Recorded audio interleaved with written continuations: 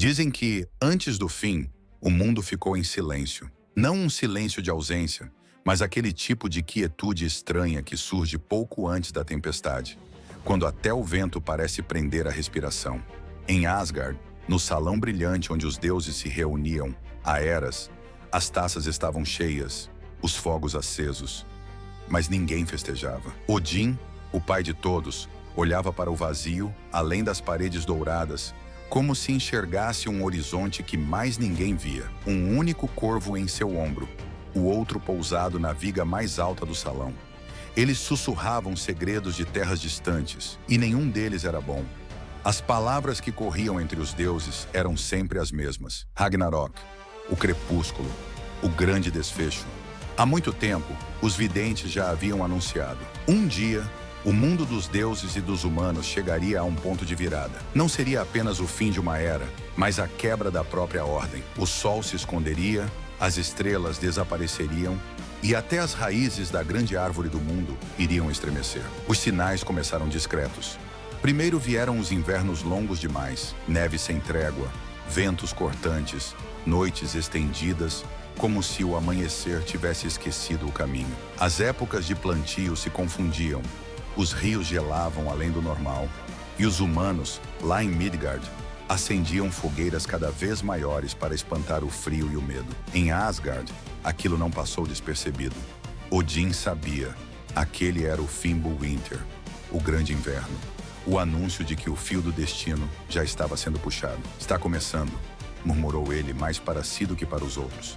Enquanto isso, em um lugar afastado da luz, uma criatura respirava de forma pesada. O ar ao redor cheirava a metal frio e antiga magia. Correntes poderosas envolviam o corpo de um lobo gigantesco, e cada movimento dele fazia o chão tremer. Fenrir. Ele havia sido preso pelos deuses tempos atrás, quando ainda era jovem. Eles pressentiram que um dia, aquele lobo traria caos ao mundo. E com medo do que estava escrito no destino, decidiram contê-lo. Uma corrente forjada com ingredientes impossíveis, que ninguém poderia ver, mas que era forte o suficiente para mantê-lo ali. Ou assim acreditavam. Com o passar dos anos, a corrente começou a vibrar. Só um olhar muito atento perceberia as pequenas rachaduras na magia que a sustentava. Fenrir sentia. A cada inverno mais severo, sua força aumentava. Seu coração pulsava no mesmo ritmo da própria terra. Em outro canto do mundo, nas profundezas do mar, uma serpente gigantesca mexia o corpo em círculos, enrolada em si mesma. Era tão imensa que abraçava o mundo inteiro. Jormungandr, a serpente do mundo. As águas se agitavam com seus movimentos. A maré subia, descia e se tornava imprevisível. E sob a terra, algo ainda mais antigo se inquietava. As raízes de Yggdrasil, a árvore que sustentava os 9 mundos, tremiam como se algo estivesse chamando por ela. Não foi com estrondo, foi com um estalo. Um único som, nítido, cortando a escuridão. Crack. As correntes de Fenrir cederam. Por um breve momento, tudo ficou parado. O lobo ergueu a cabeça, sentindo o metal invisível se desfazer como poeira ao redor de suas patas. Ele respirou fundo, como alguém que, finalmente, enche os pulmões de ar depois de passar muito tempo contido. Então ele rugiu. Não foi apenas um som de raiva. Foi o grito de uma criatura que esperou uma eternidade para cumprir o papel que o próprio destino havia traçado. Aquele eco percorreu mundos, atravessou florestas, montanhas, mares e chegou até o salão dos deuses. No mesmo instante, a serpente do mundo se mexeu como nunca antes. Seu corpo colossal ergueu ondas que engoliram navios e costas inteiras. Os mares deixaram de obedecer às marés. A linha entre céu e oceano se tornou turva. Nas profundezas de Muspelheim, a terra do fogo antigo, um gigante se levantou com olhos brilhando como brasas. Surtur.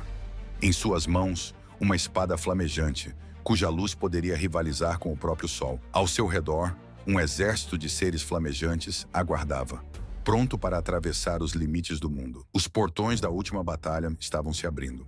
No alto da ponte Bifrost, a ponte arco-íris que ligava os mundos, Heimdall permanecia atento. Era o guardião, o vigia dos deuses. Seus olhos enxergavam longe. Seus ouvidos percebiam até o som de uma folha caindo. Naquele dia, porém, ele ouviu algo diferente. O rugido de Fenrir, o movimento profundo de Jormungandr, os passos pesados de gigantes marchando, o crepitar crescente das chamas vindas de Muspelheim. Heimdall levou o chifre Gjallarhorn aos lábios.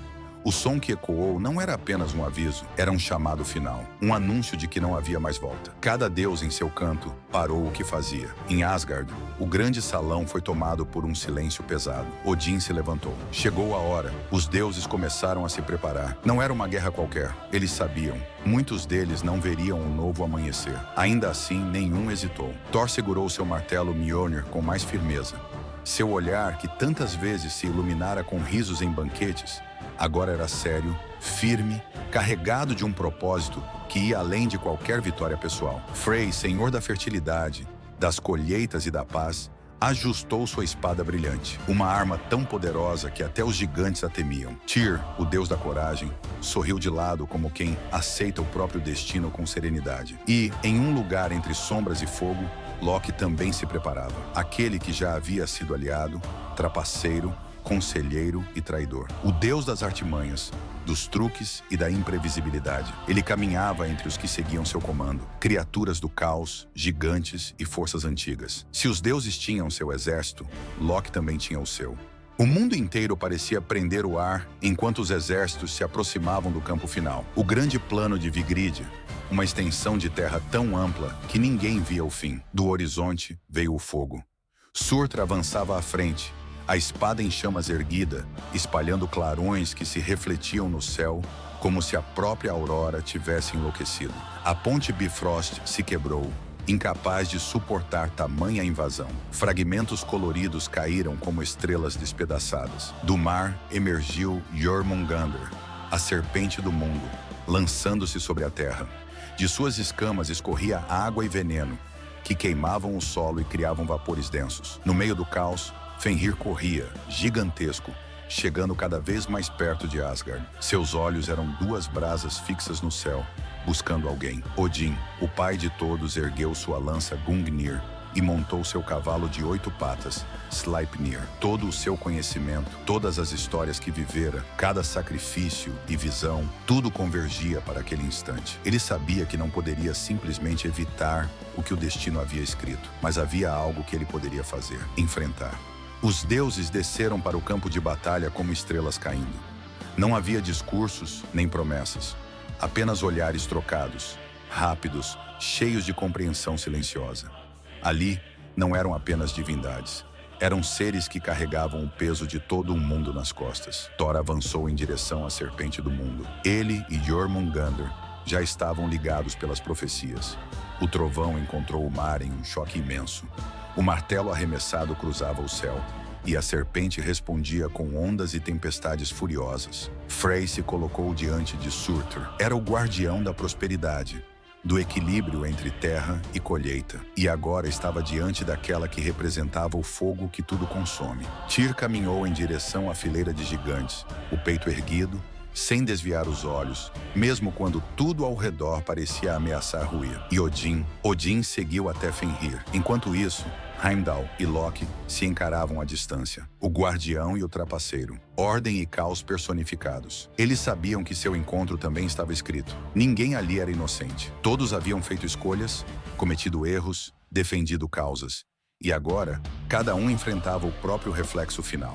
O campo de Vigrid se tornou um lugar onde o próprio tempo parecia hesitar. Trovões, chamas, marés, espadas, lanças, rugidos. Era como se todos os elementos tivessem sido soltos de uma vez, sem qualquer contenção. O céu escureceu, não apenas por causa da fumaça, mas como se o próprio firmamento estivesse cansado. A grande árvore Yggdrasil tremia. Seus galhos rangiam, suas raízes sofriam com o impacto da batalha. Pequenas criaturas que viviam nela se encolhiam, sem entender o que estava acontecendo, apenas sentindo o peso daquela transição. Um a um, os grandes encontros chegaram ao auge. Thor e a serpente, Frey e Surtr, Odin e Fenrir, Heimdall e Loki. Os detalhes dessas lutas são contados e recontados em cantos antigos, em vozes roucas ao redor do fogo, em palavras que mudam conforme o narrador, mas preservam um sentimento comum. Ali, naquele plano, Cada um deu tudo o que tinha. Não havia espaço para arrependimento, só para completude. E então veio um momento em que até mesmo os deuses, por mais grandiosos que fossem, tiveram de ceder ao fluxo do destino. Não foi apenas um fim, foi um fechamento. O sol desapareceu. O mundo mergulhou em uma escuridão espessa. O mar tomou terras, montanhas ruíram, cidades foram engolidas. A espada de Surtr ergueu-se uma última vez, lançando um clarão tão intenso que parecia rasgar a própria realidade. E, por um breve instante, tudo foi silêncio. Silêncio absoluto. Mas o Ragnarok nunca foi apenas uma história sobre destruição. Nas tradições mais antigas, ele é também uma história sobre ciclo. Porque depois da escuridão total, algo se mexeu. Primeiro, uma brisa leve.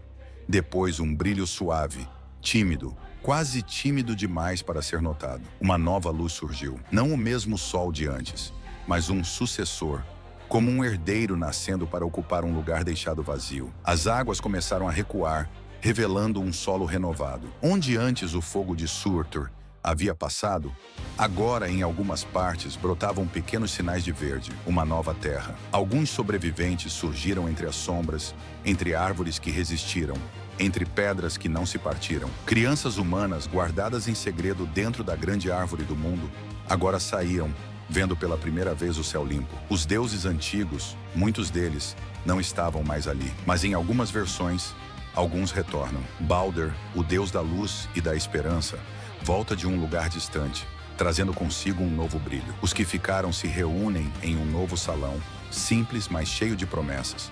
Eles falam do passado, dos erros, dos acertos, dos grandes feitos e, principalmente, falam sobre o que ainda pode ser construído. As águas se acalmam, as plantas crescem, os animais retornam, o mundo recomeça. Não é o mesmo de antes e talvez nunca devesse ser. É um novo ciclo, nascido do fim de um anterior. No fim das contas, o Ragnarok não é só uma história de deuses em um grande confronto. É uma metáfora poderosa. Fala sobre como até o que parece eterno pode chegar ao limite. Como sistemas, crenças, estruturas e certezas podem ruir. Como às vezes o fim do mundo é, na verdade, o fim de um mundo, de uma fase, de uma forma de viver, de pensar, de existir. E ainda assim, depois de tudo isso, algo novo pode surgir.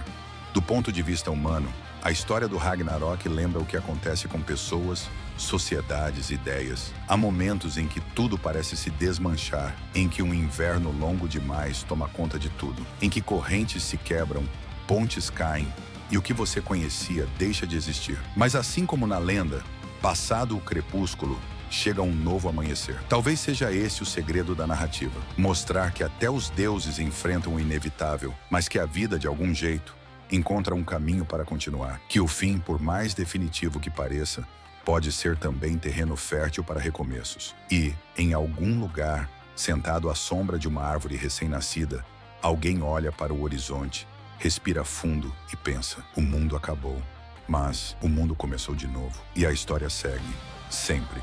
E se você chegou até aqui, é porque, de alguma forma, essa história do Ragnarok falou com você, nem que seja um pouquinho aí dentro. Então, antes que esse vídeo também chegue ao fim dos tempos, faz o seguinte, já deixa o like aí embaixo, porque isso mostra para o YouTube que esse conteúdo vale a pena ser recomendado para mais gente. Se ainda não é inscrito, aproveita esse novo começo e se inscreve no canal. Assim você não perde os próximos vídeos, as próximas histórias, os próximos mundos que a gente ainda vai explorar juntos. E eu quero muito saber, o que o Ragnarok significa para você? Qual parte dessa narrativa mais mexeu com a sua imaginação? Conta aqui nos comentários. Além de eu ler tudo com carinho, isso ajuda demais o vídeo a ganhar força e alcançar mais pessoas.